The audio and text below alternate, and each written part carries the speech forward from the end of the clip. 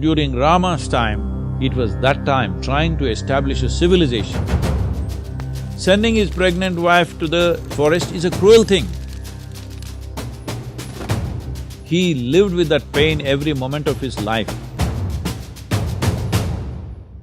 So in Krishna's case, he deals with them completely differently, not by the book, but by his wit.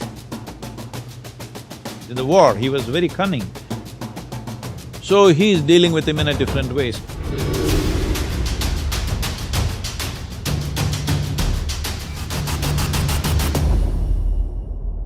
Namaskaram, Sadhguru. Lord Ram and Lord Krishna were very different in their leadership styles. In my understanding, Ram would follow the books, whereas Krishna would not worry about the means if the end goal was right. Sadhguru, whose principles should a modern-day CEO emulate, Ram or Krishna? Well, I understand the basis of that question. Should I play by the rule book or should I play by my conscience or consciousness? Well, it depends on what kind of situations and what kind of roles you have to play. See, at the time of Rama, we call him Rama in southern India, okay? You cut off his name Ram. In Tamil Nadu is Raman, okay? So, when it comes to Rama, he is playing by the book because you must understand at that time, one continuous conversation in that society is how to establish an order. So, Rama is at that kind of time when in this subcontinent, there was no described law. So one important dimension of his life was he wanted to bring order and civilization to that place. So he always talked about the thing, even if he saw it was very cruel what he was doing. For example, sending his wife back to forest the second time over, when she is pregnant, he knows it's wrong. He knows as a husband it's wrong, as a man it's wrong. But he is doing it because if I don't establish the law, who else will? If the king doesn't establish the law, all others will start doing their own things according to personal likes and dislikes. So this is, on one level, a hugely admirable thing that you are willing to make very severe personal sacrifices for being a ideal administrator or to be seen as an ideal king by everybody because you want to be an inspiration to be emulated by the rest of the citizenry because you're just trying to establish a civilization. Not really totally civilized, you're trying to establish the laws. It is like the Wild West, not exactly in those terms, but law is ambiguous, so he is trying to make it very clear, this is the way to conduct your life. By the time Krishna came, civilization was established, well-established kingdoms were there, clear-cut rules of life, business and warfare, everything was there. But just a handful of people were taking the law into their hands, twisting it as they want and doing what they want. Because, see, it is like when the law is not there, you have to treat it in one way. When the law is there and everybody knows what is the law but they are finding an underhand way of doing things, now you have to treat it as a crime. So how you treat crime and how you treat an outlaw, I'm trying to make a difference, there is not much difference, but I'm trying to make a difference because somebody is out of the law because he has no sense of law in his head. Somebody is a criminal, he knows what's the law and he's subverting it intentionally, all right? Not because of the compulsions of the situation alone, but he is by choice subverting the law. So in Krishna's case, the people that he is handling, the do brothers, 100 dus, Duryodhana and co, here these are people who exactly know what is the law of the time, but they are intentionally subverting it. So he deals with them completely differently.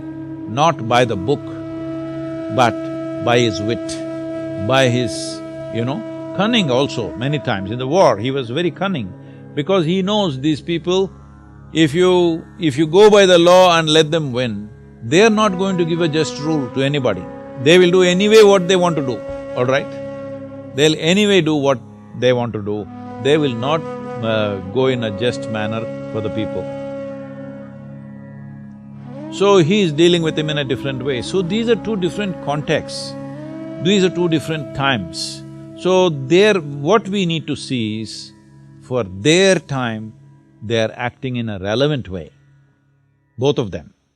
Similarly, for our time, we must act in a relevant way. Now, law is 100% clear. You cannot be an outlaw, you cannot say, I don't understand. Right now still, like when we were growing up, this is a big thing around the world, this is the time of Fidel Castro and Che Guevara and all this.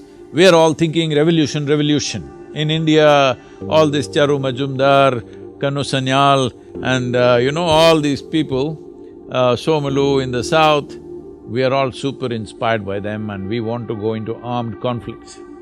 Well, it took some time for me to come to my senses, but otherwise I was almost there, okay? Some of my friends went. I went till there, but then I found that organization was as corrupt as anything else, as the government is, so I stepped back. Why I am telling this to you is, that was a time when I'm saying in 60s, 70s, we are still thinking this nation is not fully formed. But now this nation is fully formed, all our business should be is to establish the constitution in everybody's minds and hearts. It's very important, because that is where the largest well-being is. If I write my own constitution and you write your own constitution, nobody is going to be well in this place.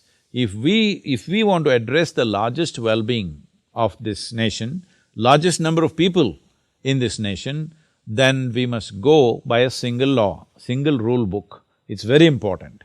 Not even as Rama went, because Rama went by the word, not being just many times, just by the word, being extremely cruel to certain people because he is trying to establish the law. But now that is well done, now we can look at justice in a completely more humanistic way. We can use the rule book as a guideline, that's what we are doing today in many ways. A few people have not come into the fold, unfortunately, but otherwise the largest population in the country is looking at the rule book as a guideline and apply the law in a humanistic manner. That is the idea of a rule book. Rule book is not a guillotine to cut people's heads, all right? But at one stage it is so. When in Wild West they tried to establish law, how they established law was, these judges were called hanging judges. That doesn't mean they were hanging. For anything they were hanging people, just about anything. Daily hangings in small towns. In a town of a few hundred population, every day hanging, all right? Every day at least one guy will be hung. So hanging, they kind of established the law. Unfortunate, this happens to a country or a civilization when you're trying to establish a national identity or a civilizational identity in a very short span of time. When it happens over a long span of time, it can happen with much less cruelty, but when it tries to happen in a very short, brief amount of time, enormous cruelty will happen. This is what people call as revolutions, this is what people call as establishment of law, whatever. But when they try to do it in a short span of time, wherever you see in the world, whether it's United States or China or Russia, wherever, when they tried to create a whole new civilization in a brief amount of time, it could only happen with enormous cruelty. So during Rama's time, it was that time trying to establish a civilization, but not in such a rush as it's been done in modern times. They took time, so there was no that level of cruelty, but there was cruelty. Sending his pregnant wife to the forest is a cruel thing, very cruel thing for himself. It's not just cruel to his wife and his children, it's extremely cruel to him. With that pain he lived all his life. He was not somebody, he sent his wife away and he is happy. He lived with that pain every moment of his life. But he still did it because for him, establishing a rule book was very important. But Krishna's time is a different time. Our time is totally different time. So we must be current, we must be relevant to the times in which we exist.